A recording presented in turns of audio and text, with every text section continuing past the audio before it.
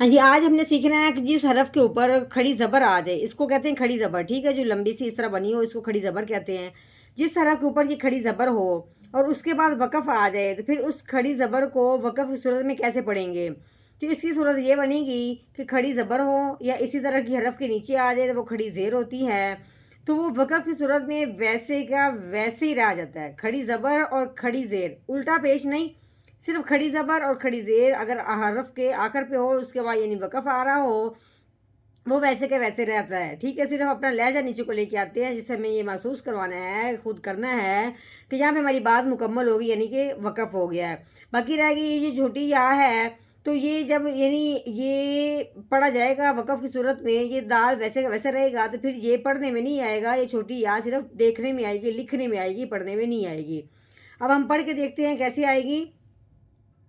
दाल खड़ी ज़बरदा फ़हदा, आगे वक़फ़ फ़हदा फ़हदा।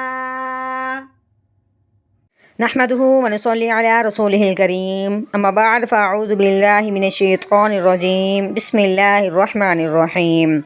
अस्सलामु अलैकुम व रहमतुल्लाहि व बरकातुहू। उम्मीद है आप सब खैरियत से होंगे।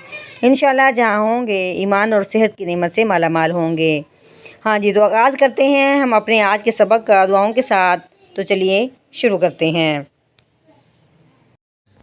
अल्लाहुम्मा सल्ली अला सय्यिदिना व मौलाना मुहम्मदिन व अला आलि सय्यिदिना व मौलाना मुहम्मदिन व बारिक व सल्लिम।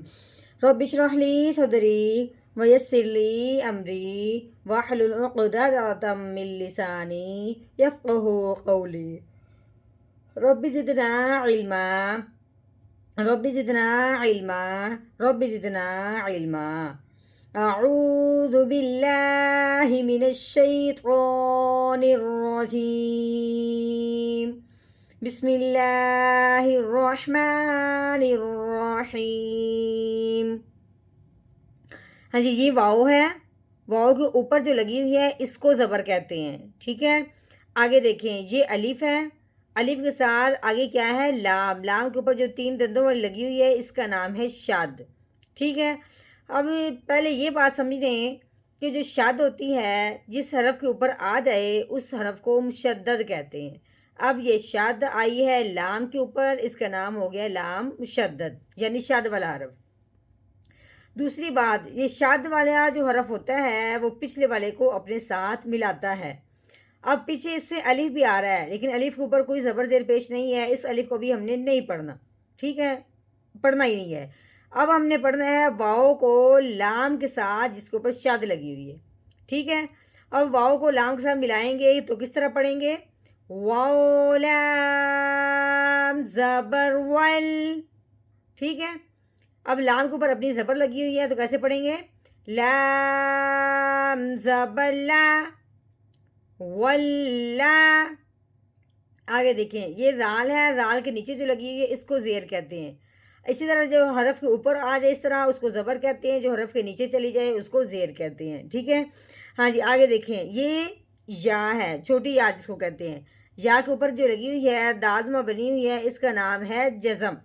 ये जज़म जिस हरफ के ऊपर भी आती है उस हरफ को साकिन कहते हैं। अब ये जज़म या के ऊपर आई है जिसका नाम हो गया या साकिन, ठीक है।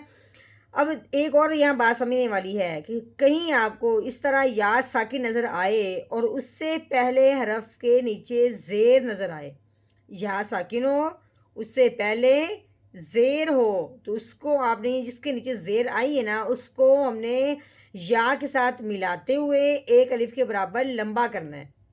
क्यों, क्योंकि जैसा वाला जो हरफ होता है वो भी पिछले अलिफ को अपने साथ मिलाता है, लेकिन जब या जज़म वाली होती है या साकिन हो और उससे पहले ज़ेर हो तो वो एक अलिफ के बराबर ज़रूर लंबा होता है, ठीक है। तो कैसे लंबा करेंगे, ज़ाल या ज़ेर दी वल्लज़ी, ठीक है, इतना सा हमने इसको लंबा करना है। हाँ जी, आगे देखें,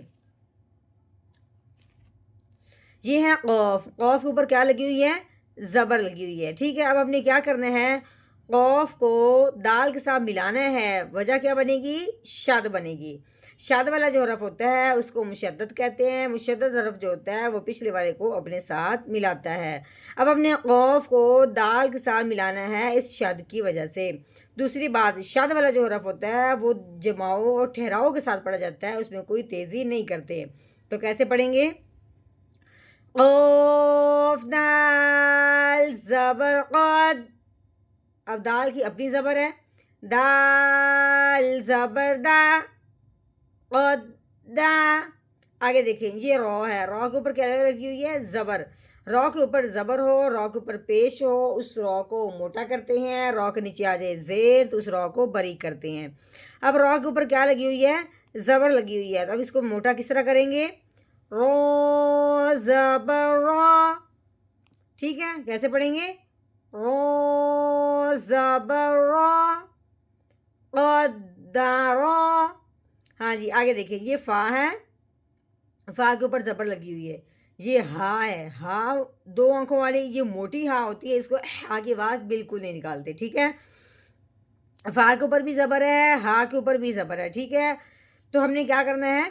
फ़ा ज़बर फ़ा, हा ज़बर हा, फ़ा हा।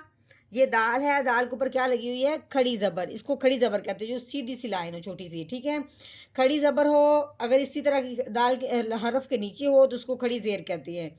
यानी ये जो होती है इसको एक अलिफ के बराबर लंबा करते हैं। अब हमने क्या करना है? दाल के ऊपर खड़ी ज़बर आने की वजह से इसको एक अलिफ के बराबर लंबा करेंगे। तो कैसे पढ़ेंगे? दाल खड़ी ज़बर दा, फ़हादा।